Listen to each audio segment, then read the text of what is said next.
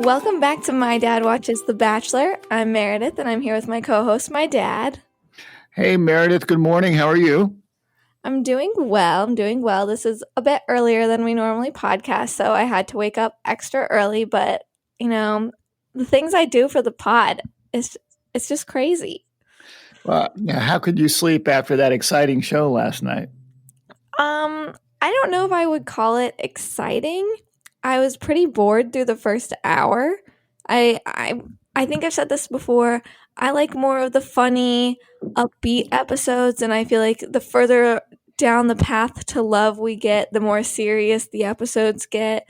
So, I'm missing the fun that we used to have. And I guess my attraction to the show was more just because of how ludicrous it was with the crazy dates that they were doing and the whole thing, and the fact that they're trapped in this resort, which trapped in a resort doesn't sound that bad. Just limits how stupid and silly they can get. So it's there have been some challenges out there, but fortunately, I found a few things that did provide some entertainment to me. Okay, well, that's good. So, should we get into those? Let's get into those. Okay, what are your highs? Well, I always enjoy the hypocrisy and various things like that. So a couple of highs. Number one, I was amused with JoJo talking about the hometowns and meeting the family, and that's when she fell in love with Jordan, which reminded me, has she met Jordan's brother Aaron Rodgers yet? That's a very good question. First off, for that statement, I think everyone knew that JoJo was going to pick Jordan from very early on in the season, much earlier than hometown. So we can take that as a lie.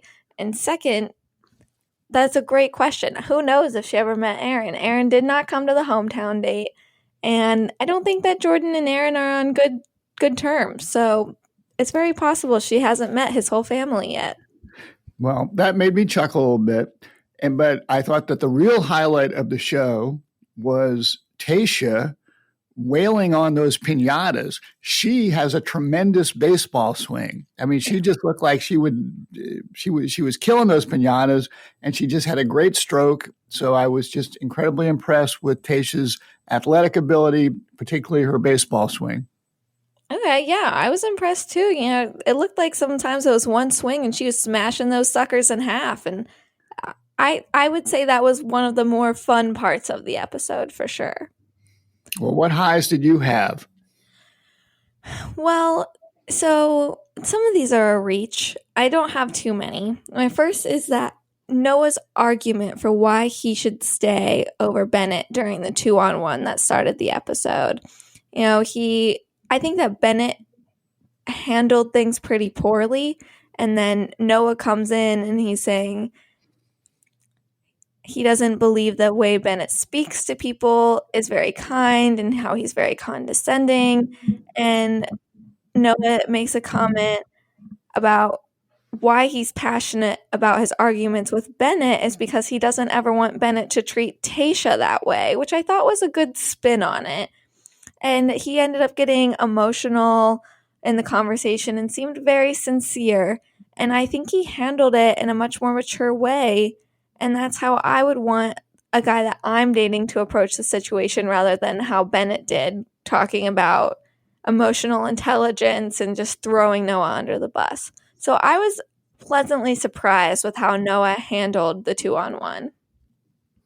Yeah, I was getting distracted during that part, but sure, that seemed fine. And whenever Bennett talks, it just grates on me.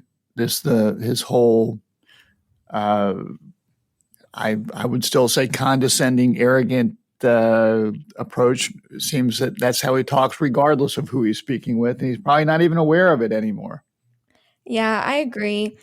I would like to comment on my villain pick of the season, which, as we all know, is Bennett because of his face. And I think that I had a great pick for this season's villain. And although I no longer have anyone in my top 4, I feel that in 2020, it's not surprising that I am good at picking bad guys and not good guys. Okay, well, you obviously played to your strength, and I think you nailed the. I give you credit for nailing the villain pick. Thank you. Thank you. My other high was after Tasha sent Bennett home. She walks back up to Noah and he has this smug little grin on his face, thinking he won. And she's like, "No, don't be smiling. This isn't a victory for you." And just immediately puts him in his place. And I was amused by that. I did make note of that further down my list, but yes, she was quick to handle that with him, and unfortunately for her, she seemed to have some uncertainty about whether she had done the right thing with Bennett. Yeah, I'm assuming we're going to get into that. I fear that we are. All right, before we do, what are some lows that you have from the episode? Well, I still go back to Bennett trying to explain his whole emotional intelligent quotient thing. And I did get a text from one of my dads saying, topic for discussion on the podcast, is it emotional quotient or emotional intelligence? I don't know. I don't care. Why does he keep talking about this like he's some sort of professor of relationships and throwing that out there? I just think it continues to build up his crown of arrogance. Yeah, I put that as a low too. Just giving Tasha a lesson on emotional intelligence. Like, she seemed so unamused, and the way he spoke to her just seemed very manipulative to me. I don't know what it is about him, but just the way he speaks to everyone, I hate it.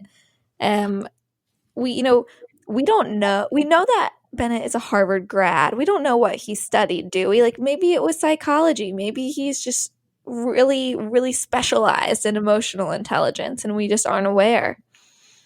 The more I watch Bennett, the more I wonder, is he really a Harvard grad or is this just some facade? I will say that another one of my lowlights is the lie detector test date, but maybe we do need to put Bennett in the lie detector. Just to see if he went to Harvard? To see, he might be more hillbilly elegy. I don't know, but I just question many things about Bennett. He seems like your stereotypical Harvard grad to me. Like, if I were to just blindly describe what I would expect someone from Harvard to be like, I think I would match Bennett pretty well. But he's so stereotypically Harvard grad that I wonder if he's really a Harvard grad. It's almost like he's too stereotypical to be a Harvard grad. He's playing it too much that way. But I wonder. And I just put as a low light the whole Noah Bennett condescending versus immaturity discussion of, I've had enough of this. We need to move on. Yeah. Well, I'm hoping we actually can move on because as we saw, Bennett does come back, but I'm not ready to get into that. I need to step away from Bennett for a few minutes. The other low light I had was, I appreciate that the guys are open and are vulnerable and are showing some emotion. I think some of that is appropriate if these people are actually interested in having some sort of long-term relationship. But when Zach started to cry, just thinking about the hometown date and his family, that was a bit much for me. Yeah, I was a little uncomfortable. There was a lot of man crying this episode, which, don't get me wrong, I respect the man cry, but it just seemed to be coming out of left field a lot. I wasn't prepared for it as much as I normally am. If it's the one-on-one date and they're having dinner, you expect a guy to open up, but like sitting around with all the bros talking about Tasha meeting your family and then you start crying in front of everyone, it's just, I wasn't prepared for that. Yeah, and I don't mean to be too judgy, but I didn't think that was too cool. No, I didn't either. So going off of that, this might come as a shock, but I have a low as Ben's one-on-one. And don't get me wrong, I love Ben. Totally obsessed. He's just so dang attractive. And I enjoyed the little scavenger hunt date with the piñatas. been taking off his pants to get in the fountain, but the date lost me once we got to the nighttime portion. I felt like Tasha was forcing Ben to share his past when he'd already told her last week about his eating disorder, and then she just kept digging in, being like, I just feel like there's something dark there. And like, why can't we just be like, yeah, he said he had an eating disorder, we can move past it. And she just kept digging in. And to me, it felt like Tasha was telling him, like, if you don't have some Mhm. dramatic story about your past to tell me, like, we're not going to have a deep enough connection, and you're going to get sent home. It felt very manipulative to me that Tasha was forcing him to open up about something incredibly serious in order for her to claim that they have a deep connection. I didn't like that. Well, I can see where you're going there, and I feel conflicted in that if people are really serious about having a relationship and potentially spending the rest of their lives together, and I'm always skeptical that this is the place to be doing it on this show. But at some point, I think you have to open that curtain and share some of those things. But it certainly feels like it's getting done in a very compressed way, and it's not being done in a very organic way. The way these things are going on here, so you're trying to find the right time and way to share some of this if people are serious. But again, this is a TV show with cameras all over the place. It's just pretty weird. Yeah, this is our first one-on-one date, and I agree that at some point, if you're planning on being with this person long term, those are conversations you should have. But it's the first one-on-one date, so technically, it's like their first date time alone together, and Tasha's forcing him to open up about all of this stuff on national television after he already spent last week talking about his eating disorder. Like, that's a lot to me, and it rubbed me the wrong way. Well, and apparently he shared some really serious information that he made it sound like his family was not even aware of, and I assume he will be able to talk with them before he was able to talk with them before this was shown on the air to the nation last night. But some very serious issues that are not joking matters. So we're not joking about them. I agree. But on a lighter note, my last low is that our dear pal Ed had to leave without getting to say goodbye to Chris Harrison. Yeah, that is sad. That's very sad. Yeah, I think that was one of the strongest relationships that we saw this season so far. Like Claire and Dale, who? How about Ed and Chris? That's a real one. I can only imagine how badly Chris is going to feel, but he can just go to the Sopranos set and find Ed there. All right, do you have any more lows before we move on? Um, well, the whole lie detector date thing to me was sort of a low, and I wasn't feeling that it was that credible for JoJo and Tasha to be running the lie detector equipment. I kept wondering, is this real? Are there actual lie detector experts that are not on camera that are actually setting this whole thing up, or is someone just randomly pushing, green bulb, red bulb, orange bulb? What was your take on that? I also felt like someone might be randomly pushing green bulb or red bulb here, and very conveniently for the questions that would stir up some drama. Like, asking baseline question Riley, like, what's your name? And he says his name and it comes up red light. Like, who freaking cares? Why would someone lie about their name? And he isn't lying about his name. He told us his story, which was a little hard for me to follow, but I think he changed his name because of a falling out with his dad, and like, so that legally is his name, and it's still coming up as a red light. And Riley also made a point to say that he doesn't allow his clients, since he's a lawyer, to do lie detector tests because they're not accurate. Or his clients are guilty as hell. But go ahead.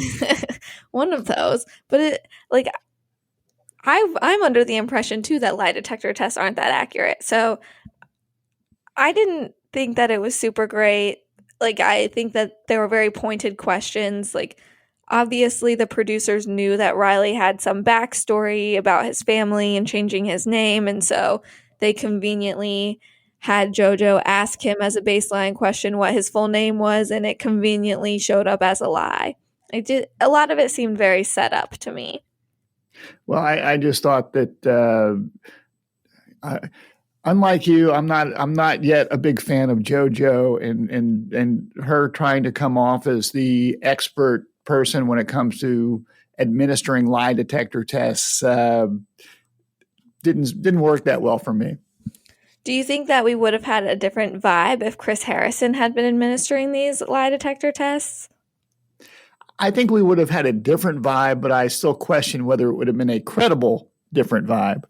See, I don't think that Chris Harrison would have been high-fiving Tasha when Ivan's saying he's been aroused around her. I think it would have been a little uncomfortable.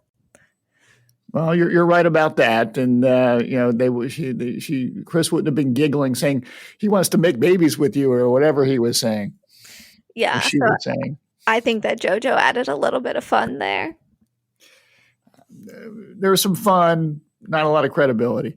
How do you feel about Zach saying that he's cheated before?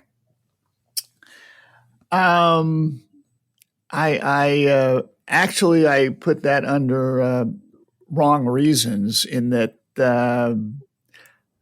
I'm rather suspicious of the way that whole thing went down. Of Zach quickly claiming he cheated, and then his explanation is that he cheated on his sixth grade girlfriend and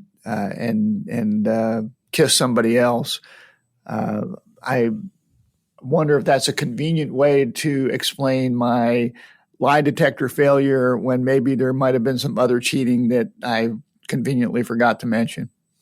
Yeah, I think we need to put him back on the lie detector and ask a few more pointed questions to get down to the bottom of this. But as I was watching his explanation and he was talking about like being at the Bowl-orama and French kissing someone, I'm watching the show with my friend last night and I'm like, what the heck? How old is this kid? Like 16? This is ridiculous. Why was he telling us about this? And then he says that he was in sixth grade.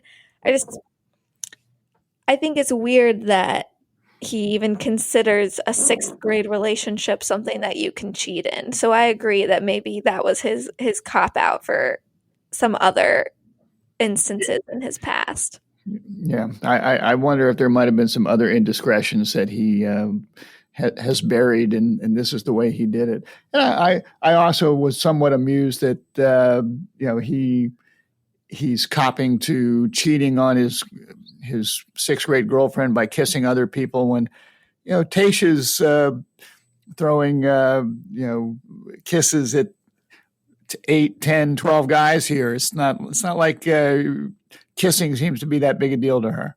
Okay, well, that's not cheating. She's the Bachelorette. She's dating all of these men, and they all knew what they signed up for. She's sampling the goods.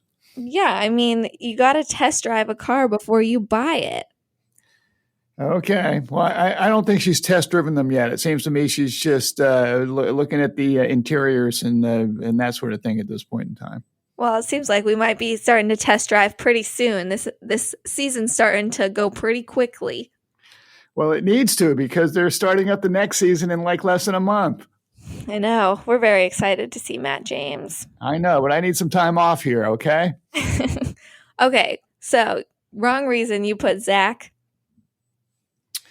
Wrong reason I put Zach, and I also agreed with you that no, I put Noah was just a little too chuckly after Bennett goes home. And it made me wonder, is his goal to beat Bennett or is it to win Tasha? So I put that as a wrong reason as well. Well, my wrong reason is Bennett.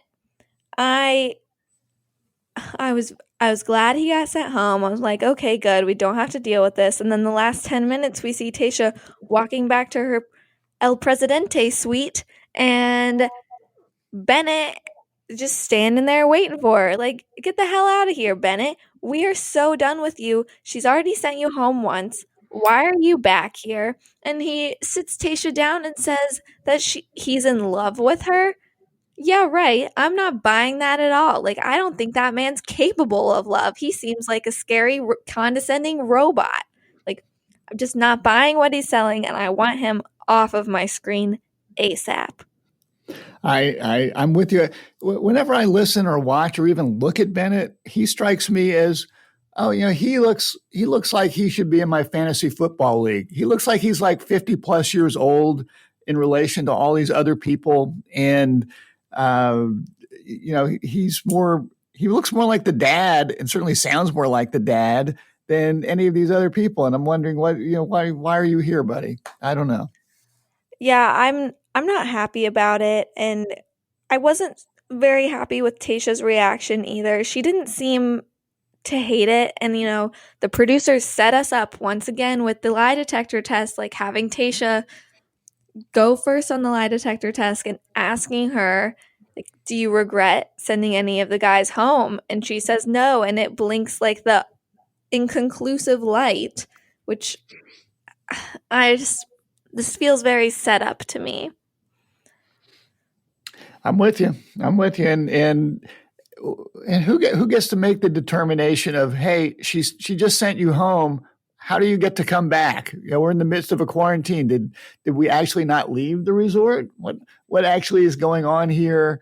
Um, can Bennett is certainly a smooth talker. Maybe he convinced the chauffeur that's driving us to say, hey, we need to turn around because of whatever. And but who gets to make those calls? Every guy gets driven off. I'm sure they don't really want to leave. What about poor Ed? Maybe once Chris Harrison's back, we're going to see Ed waiting outside his door. Tasha doesn't want me, but I'm here for you, Chris. Yeah, I feel like this is a lot of producer intervention. I think they knew that Bennett was going to be painted as the villain this season, and they were like, hey, if you want to try and talk to Tasha again, like, we can make that happen. And he's like, yeah, sure, I'll do that. I'll tell her I'm in love with her. We'll see what happens. Well, so you got your wrong reasons. Did you have any right reasons? Yeah, my boy Benny. I'm a big Ben fan. Think he's a very genuine guy. He's been through a lot. I really want the best for him, and he and Ivan are just my top two, and they can do no wrong in my eyes. Well, he shared some very serious background information. Kudos to his sister, and he seems like a good guy. Obviously, he's got some. There's some darkness that has enveloped him in the past. And I think it good for him for sharing. I think it gives Tasha a lot to think about. Yeah, I just, scrolling through TikTok one day and happened upon the bodybuilding club TikTok that posts a lot of videos of Ben. And ever since then, I've just been on the Ben train, and I really don't see myself getting off anytime soon. Well, I thought that Riley also did a good job this week as well, in terms of going through the sharing process. And I thought Riley deserved some consideration for right reason as well. See, I don't think that Tasha's into Riley at all. You don't? No, I don't. I don't see that at all. He seems not too normal, but just too like average looking for this group of men. And like I've just never seen them really have a connection. It was very hard for me to focus while Riley was explaining his story because he was just crying so much beforehand. I was just getting a little frustrated. I still don't really understand his story that well. I think it's good that he felt comfortable sharing it, talking about what Tasha would be getting into if she met his family. But I would give the percentage chance of Riley having a hometown date to me is about 2%. I would put it higher than that, but you've been watching this longer than I, so we'll see. I thought Riley improved his position pretty greatly. Yeah, to me, and the mom was watching with me a little bit last night. And Zach would come on and she would say, what's so great about him? And I guess Brendan is sort of the guy that looks a little bit like a werewolf. Yeah, I think he looks like a skeleton. She would look at him and say, what's so great about him? I mean, to me, there are a few people that might not have all the entire package, like a Ben or Ivan. So we'll see. I don't disagree with you there, but I do feel like Tayshia seems to have a stronger connection with Brendan and Zach than she does those other guys that were on the date, other than Ivan. Like, I agree with you. It just sort of surprises me, but that's love. so who do you think will be getting hometown dates? We know that Ben gets one, but who do you think the final three will be? Well, I think Ivan is definitely there. For sure. I think Ben and Ivan are the top two, and then it's who's the guy that she's having the one-on-one date next with, the Canadian guy? Blake. He's a little flaky. I don't know about Blake. Yeah, there's no chance that Blake is getting a hometown date. You think this is a one-on-one date that she's going to use to off Blake? 100%. Okay. I don't know. I guess you have to say Zach has to be one of the four at this point in time. I'm not sure I agree with that, but they just seem pretty tight. Yeah, Tayshia said she was falling in love with him. Okay. And then I don't think it's going to be Noah. I'm afraid it's going to be Bennett. I hope not, but I'm afraid it might be. I think that it'll be Brendan. Well, I'd rather it be Brendan than Bennett, but of course, I'd like it to be about anybody but Bennett. I think that if Bennett gets a hometown date, it's because they're adding a fifth hometown date. I don't think he would take the place of those top four. I think he would just be added in afterwards. Well, how do you think they're going to do the hometown dates this year? I have no clue. We were talking about that last night, and I'm like, a Zoom meeting? This doesn't make sense to me unless they're having all of the families already quarantined this week during these dates, and then they're just going to send whatever families they don't need home. Yeah, or I wonder if they would quarantine them and bring them to the resort. Yeah, that's what I'm saying. Have them quarantine at the resort right now, like not physically right now, but during the episode we just watched, all 7 guys' families are quarantined, and whichever 4 that they need, they keep, and then everyone else goes home. Well, I mean, they could have them quarantining in their homes in that other location, but there just seems to be so many moving parts there to take a film crew to some other location at this point in time. It's hard to see that happening. Yeah, I think that they're staying at the La Quinta for the whole season, but I'm curious to see how it plays out. See, now, if you were on this show and said, Mom, Dad, you're going to have to come hang at this resort for a while, to me, that's more intriguing than you're going to bring some bozo to my house that I have to entertain. So, if they played it that way, I might be more interested in you being on the show. So are you saying I missed my opportunity to be on The Bachelor now? I'm hoping that you've missed your opportunities, but yes. All right. So let's keep moving. My MVP pick. This was difficult. No one really stood out to me as an MVP. So just like Tayshia at the group date, I don't feel like I'm ready to give out the MVP award, and I would like to wait until the rose ceremony to make my final decision. Well, that's your prerogative. I thought you might give it to Ben's sister. I'd like to give her an honorable mention. Okay. Well, that's your prerogative. I'm okay with that. All right. You have any fatherly advice for us? I've got a little bit. It gets to be more challenging as we go through. But number one, don't go on a lie detector date. It won't end up well. It's okay to have a few mysteries. If you think that you need to give the person you're dating a lie detector test, you're probably not dating the right person. If the person that you're dating wants you to take a lie detector test, you're probably not dating the right person. So just try to avoid that type situation. Okay, fair. Next piece of advice, if your gut tells you that someone is an arrogant jerk, don't overthink it. You're probably right. You don't need that aggravation. Once you get rid of them, make sure they stay gone. And last thing, when Tasha was talking to Zach about the whole cheating thing, she talked about trust and loyalty. And I do think that those are very important ingredients to a long-lasting relationship. So I'm all in on trust and loyalty. Find someone that has those attributes. So that's what I'd like to share with you and all of our listeners.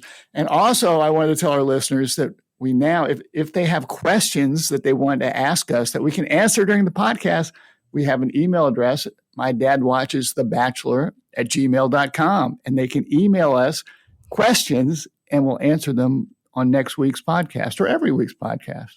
We also have an Instagram. My dad watches The Bachelor for, those younger people that know how to use Instagram DMs. You could shoot us one there, but, my dad doesn't understand how those work, so he set up a Gmail.